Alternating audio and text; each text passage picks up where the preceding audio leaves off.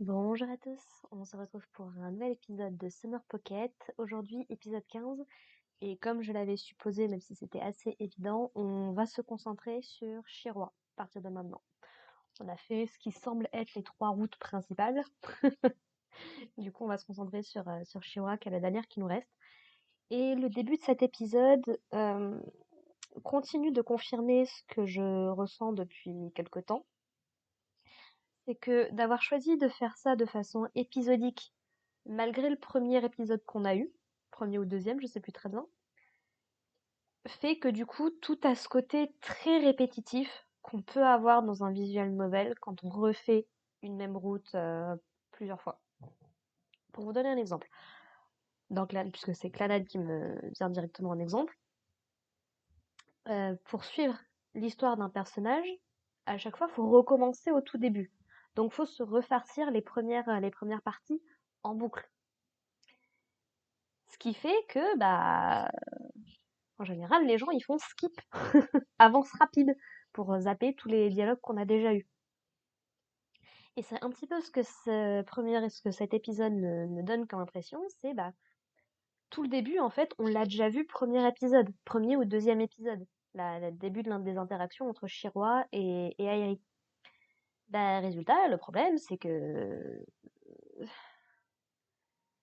Mais le problème, c'est que ça perd en poids, en fait. Parce qu'on ne voit que du point de vue de, de Shiroi, ce qui n'est pas forcément une mauvaise chose.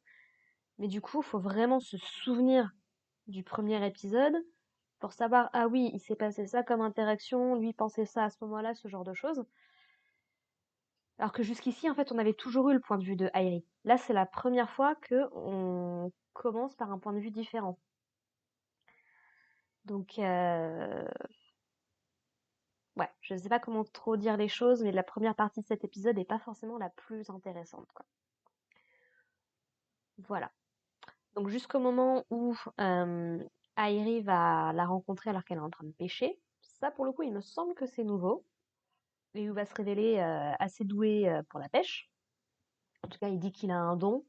J'ai peut-être juste la chance du débutant aussi, puisque Shiroi, en fait, ne trouvait rien du tout. Et où, du coup, donc, il va attraper un poisson. Elle va le cuisiner. Elle explique que c'est elle qui cuisine à la maison, donc classique, quoi. Et du coup, c'était tellement bon que Airi décide de lui offrir une glace en remerciement. Bien évidemment, elle va choisir une glace à la pastèque. Sauf que elle va être surprise par les deux garçons du groupe, là, Ryoshi et Tenzen, je crois. Et en fait, elle va totalement faire tomber sa glace. Bon, en fait, elle tombe dans le t-shirt de Airi qui, du coup, l'enlève vite fait. Du coup, elle tombe par terre et elle est mourue. Et c'est là qu'arrivent Ao et Mikito. Je sais plus comment elle s'appelle, la fille aux cheveux verts, qui arrête pas d'arroser les nudistes, comme elle les appelle. Et bon, et là, bon, bah, les filles, elles voient trois gars qui sont torse nus devant la pauvre Shiroi qui est à terre. Elles se disent, ok, très bien, vengeance. Et Shiroi qui en rajoute en disant que ce qu'elle avait de plus précieux lui a été enlevé. Et du coup, donc, la fille au pistolet à eau, du coup, va chercher des pistolets à eau qu'elle garde. Alors, dans un frigo, je pense, parce que si c'était un congélateur, l'eau ne serait plus utilisable. Mais dans un frigo, et en fait, elle va, euh, elle va demander aux filles, du coup, de se défendre par rapport aux garçons. Et de l'eau froide, déjà que c'est pas agréable, mais comme le précisent les garçons, ça fait quand même vachement mal. Donc voilà, il y avait une petite bataille à eau comme ça, assez rapide. Et donc les deux filles disent à Shiroi que bah, ça fait plaisir de rejouer un petit peu avec elle, parce que ça avait été très vaguement évoqué dans l'arc précédent avec Ao, mais les cinq là sont des amis d'enfance à la base. Et sauf que bah, on sait pas exactement trop le pourquoi du comment, mais petit à petit ils se sont séparés. On a peut-être une raison dans cet épisode-là. Et du coup, elles lui disent que ça fait plaisir un petit peu de la retrouver, en fait, malgré tout. Sauf que Shiroi, elle est prête à accepter ce genre de sentiment, mais rapidement, elle va se radiser. Elle va dire qu'elle ne s'est pas amusée et elle s'en va, en fait, sans dire un mot. Donc le lendemain, Airi la retrouve toujours au même spot de pêche, et en fait, elle va manquer de s'évanouir à cause de la chaleur, forcément. Et donc Airi va la reconduire chez elle, Et c'est là du coup que Ryoshi et Tenzen vont le prendre un petit peu à part pour lui parler un petit peu de Shiroi, lui expliquer donc qu'elle a toujours été un petit peu solitaire, un petit peu en retrait. Ça, c'est pas nouveau. Mais qu'il y a 4 ans, à peu près, un de leurs camarades de classe a, comment dire, a accusé Shiroi de lui avoir lancé une malédiction mortelle, puisqu'il est tombé d'une falaise et Shiroi était présente sur les lieux. Alors, la question, c'est pourquoi est-ce qu'il penserait qu'elle a fait ça? On se rappelle qu'on avait appris qu'il y avait 3 familles importantes sur l'île de Torishirojima. Donc, il y avait la famille de Hao, les Sorakado, je crois. Et il y a aussi la famille Naruse, la famille de Shiroi. Notamment le sanctuaire sur lequel où Airi commence assez facilement son épopée. C'est justement le sanctuaire Naruse. Encore une fois, grosse vibe Higurashi, c'est terrible. Et en fait, du coup, bah voilà, ils ont perdu cette fonction, ils ne les assument plus, on ne sait pas la raison réelle du pourquoi du comment, mais euh, comment les Naruse ont perdu cette fonction de s'occuper des rites et des cérémonies sur l'île, ce qui du coup a l'air effectivement d'avoir été relégué à la famille de Ao. Donc encore une fois, pourquoi est-ce que c'est la famille qui est censée représenter le ciel qui s'occupe autant des trucs autour de la montagne et qui a repris les fonctions de la famille qui s'occupait de la mer à la base?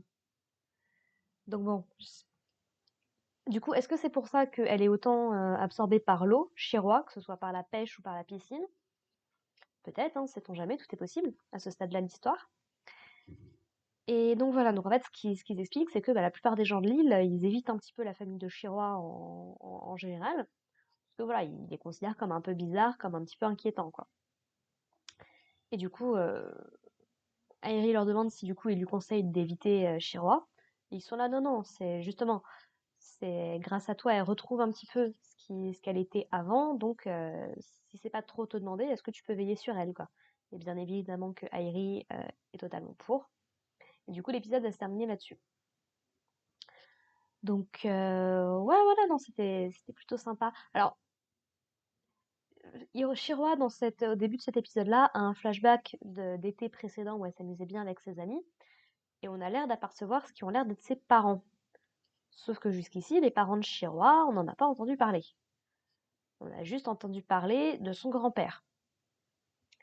Du coup, est-ce qu'il se serait pas passé quelque chose qui aurait causé la mort des parents de Shiroa, qui ferait qu'elle est aussi réservée depuis tout ce temps, quoi.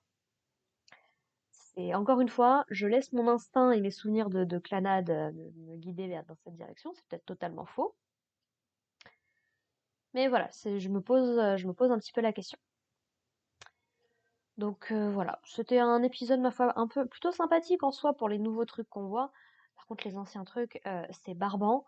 Je suis contente que là, du coup, on soit passé dans de la nouveauté, quoi. Pour vraiment pouvoir se concentrer là-dessus, parce que le reste, c'est pas que c'est chiant, mais on s'en fiche un peu, quoi. C'est- Je pense que ça va être la grosse faiblesse de Summer Pockets par rapport à une série comme Clannad, vraiment. Donc bon. Ou même Steins Gate, par exemple. J'ai pas encore vraiment fait Steins Gate, donc je sais pas vraiment au niveau du visual novel comment ça marche. J'ai l'impression que l'animé le gère quand même un petit peu mieux. Mais bon, c'est du voyage dans le temps assumé dès le départ, donc ça doit jouer. Là, on sait pas exactement concrètement ce qui se passe sur cette île et avec Umi. Je me suis posé la question d'ailleurs à un moment si Umi-chan n'aurait pas été une amie du groupe ou de Shiroa par le passé.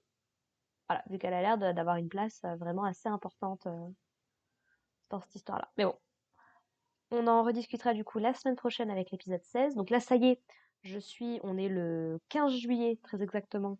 J'enregistre ça avant d'aller au travail. Euh, j'ai rattrapé du coup les épisodes qui étaient sortis. Donc là, maintenant, bah, on reprend un rythme de croisière en attendant un épisode par semaine.